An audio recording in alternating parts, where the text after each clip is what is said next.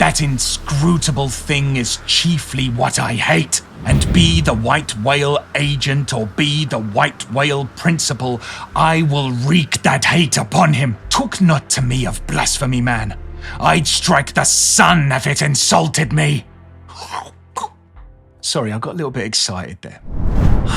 I'm not a smart man, but sometimes I just want to read nice books. And usually when I review books, I really look forward to speaking to my internet friends about what I enjoyed about it. Well, you know, what were my favourite scenes? What were my favourite characters? And this is one of those books which I've put off reviewing because I think the internet is going to bully me. Moby Dick is a book with such a heavy reputation that I think I'd unconsciously avoided it for years. I guess my thinking was that if I pick this book up and it doesn't resonate with me, then that says something more about me than it does about the book. You know, that's uncomfortable. And so it's always just been sitting there on my TBR list, waiting to be picked up. That is until last month when I finally decided to just do it. So this is going to be an honest review from the perspective of not some student of literature, but just some regular bloke who sounds like he might be a chimney sweep and enjoys reading, and you can watch me piece together what I've just witnessed like a monkey trying to operate a forklift truck. Okay, so Moby Dick is a complex and symbolic novel that delves deep into themes of obsession and revenge and the kind of human desire to conquer circumstances and the vast forces of nature. The story is narrated by Ishmael, or someone that wants to be referred to as Ishmael. It's got that famous opening line, right? Call me Ishmael. And this is a young man who is seeking adventure at sea, and he joins the whaling ship called the Pequod. The ship's captain is a man called Ahab, who is this really kind of charismatic figure. He just has this way with people, either through intimidation or sometimes also through inspiration, or like a mixture of the two. And the thing I think that makes Ahab so fascinating is that even though he's responsible for his crew, this is just a deeply broken man. He has this kind of like monomaniacal obsession with Moby Dick, this massive white whale that had previously destroyed Ahab's former ship and also taken his leg. He's just obsessed to the point where he does not care about the financial success of the voyage, and this is just all about revenge. The crew, they don't know it yet, but they're just along for the ride. Ahab and Ishmael really couldn't be any more different to one another. Ishmael's kind of motivated by this sense of adventure and seeking meaning in life. He has this opening scene that I'll just read, where it's just a really good introduction to the character. Whenever I find myself growing grim about the mouth, whenever it is a damp, drizzly November in my soul, whenever I find myself involuntarily pausing before coffin warehouses and bringing up the rear of every funeral I meet, and especially whenever my hypos gets such an upper hand of me that it requires a strong moral principle to prevent me from deliberately stepping into the street and methodically knocking people's hats off, then I account it high time to get to sea as soon as I can. Just a great introduction to a character.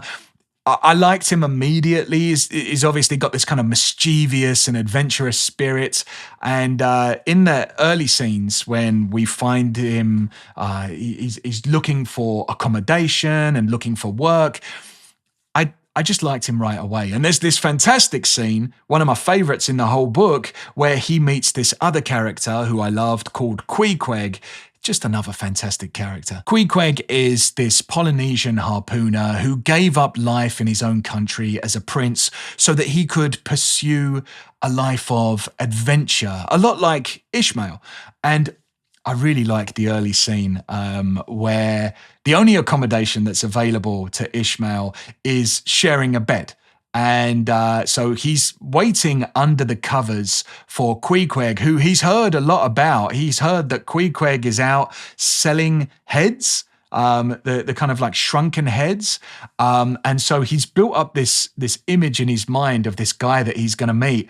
And when Queequeg walks into the room, Queequeg isn't even really aware that he's there. And Ishmael's just kind of there peeking over the covers. Ishmael's projecting all of his fears and fantasies and prejudices onto this character, like, I've got to share a bed with this guy. And that was one of the things that actually surprised me about Moby Dick. There's a lot of humorous little moments in this book kind of sprinkled in. So that was nice. I really enjoyed that relationship early on between Ishmael and Queequeg.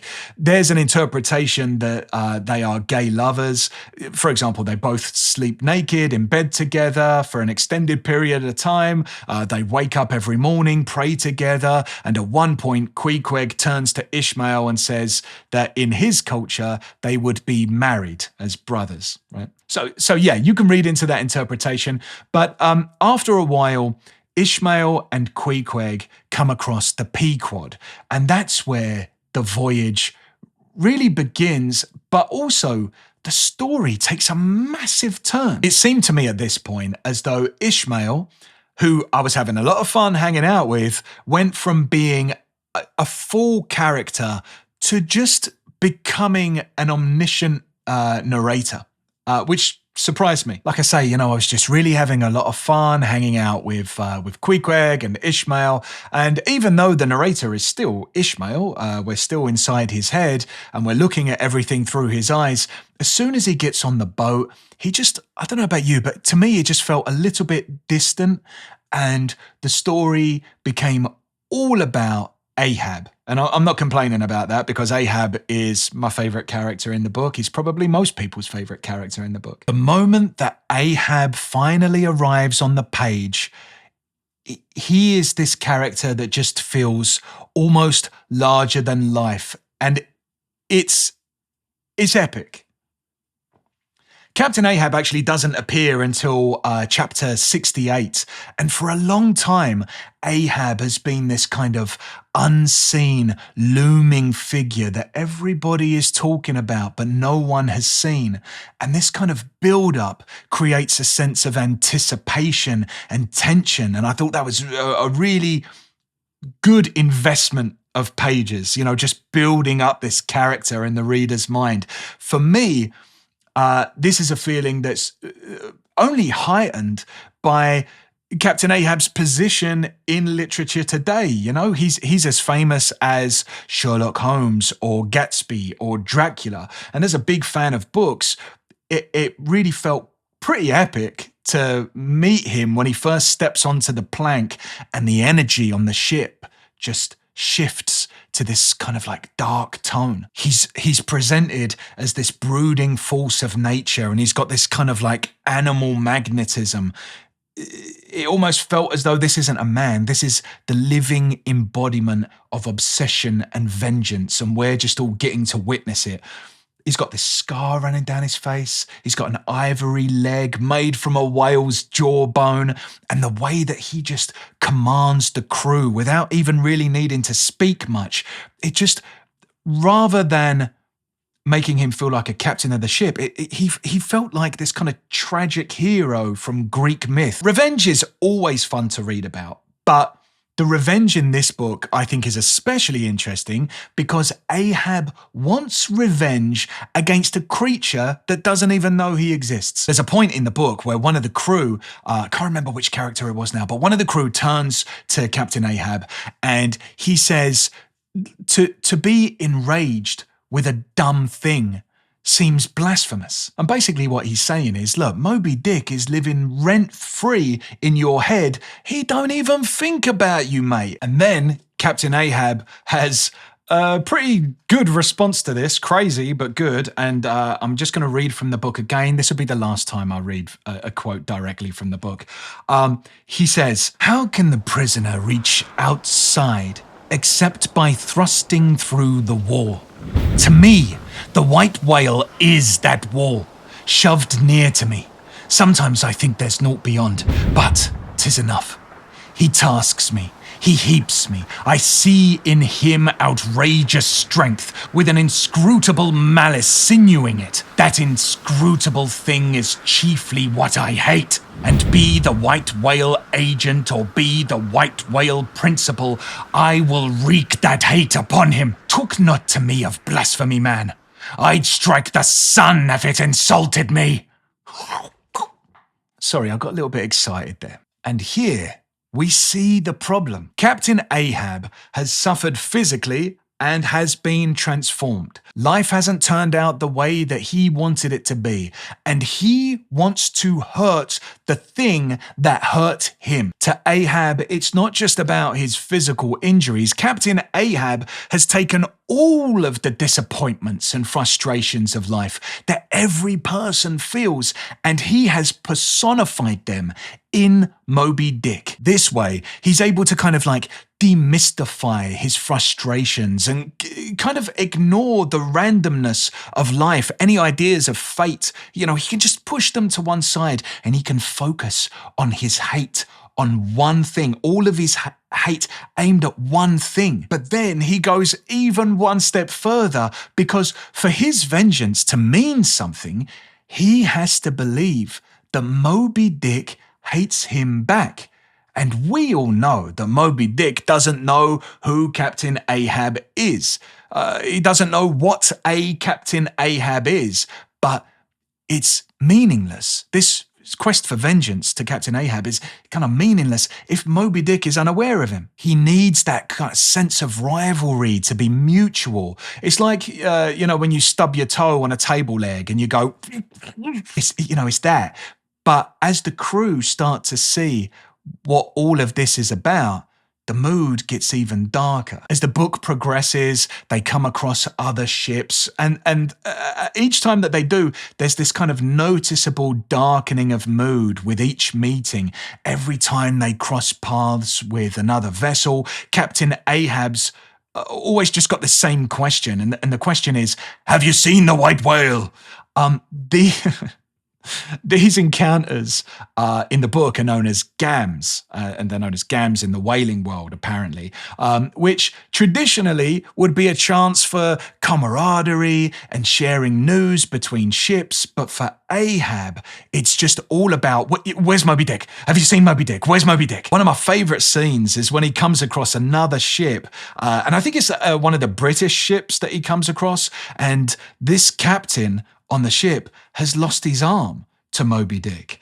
And he kind of says, oh, forget it. He took your leg. He took my arm. Don't worry about it. Just move on. And Captain Ahab's kind of like, what? The encounters that they have grow more ominous with each ship that they pass. Some of the ships are reporting disasters and misfortunes related to the hunt for Moby Dick, and it just kind of adds to this sense of impending doom. They're all pursuing a force of nature that can and will more than likely destroy them. All that, loved it. All that, great. Now let's talk about what I didn't like so much. So let's talk about cetology. I was warned going into this that there was going to be a lot of whaling information, and it could sometimes feel as though you were not reading a fictional novel, but you were reading a whaling textbook. And even with that warning, and I had it in my head going in, I still wasn't ready. This book is at most 50% fiction novel and at least 50% whaling trivia. Some people love the information about whaling, the different types of whales, the process of taking the whale apart, the different ropes that you can use on a ship. I'm unfortunately not one of those people that loved those scenes. I'm one of those people who desperately wanted to skip those scenes, but I'd already committed and said that I was going to read the whole thing, and so I just sort of powered through them. I know that these scenes are supposed to immerse the reader into life upon a whaling ship and open doors to some of the symbolism that's going on through Ishmael's head. But understanding that and enjoying that are two completely different things. Half of this book felt as though I was reading a Mercedes user manual, and I don't own a Mercedes. And this is what I was afraid of, because this is what I was talking about at the start of the video. There is just over half of this book which felt inaccessible to me and made me feel dumb and unsophisticated for not appreciating the nuances of whaling life. I think that these scenes would appeal to the kind of people, and maybe you are one of these people or you know one of these people, the kind of people that say, oh, last night I went on a Wikipedia binge and then I fell down this sort of like wormhole and I was just clicking on all these links and I ended up reading about competitive cheese rolling festivals in the 1700s. That's not me. I'm not interested in everything. I think it must be cool to be like that, to be like such a curious person that finds so many different things interesting. I just don't. I've got a few things that I find interesting that I like to go deep into. I don't like to find out about everything. And whaling, unfortunately, is one of those things that I'm never going to be interested in. And so, it's weird because even though there were parts of this book which I really liked, i.e. the story and the characters, I just could never safely recommend this book to anyone because I don't know how they're going to react to a catalogue of different skull shapes of sperm whales. I read this book as part of my 10 hard books series. Next, I'm going to be reading and trying to grasp Blood Meridian by Cormac McCarthy. Wish me luck. So if you'd like to see my review of that book, then you can click up here. Thanks so much for watching this video. I really appreciate it. And as always, happy reading.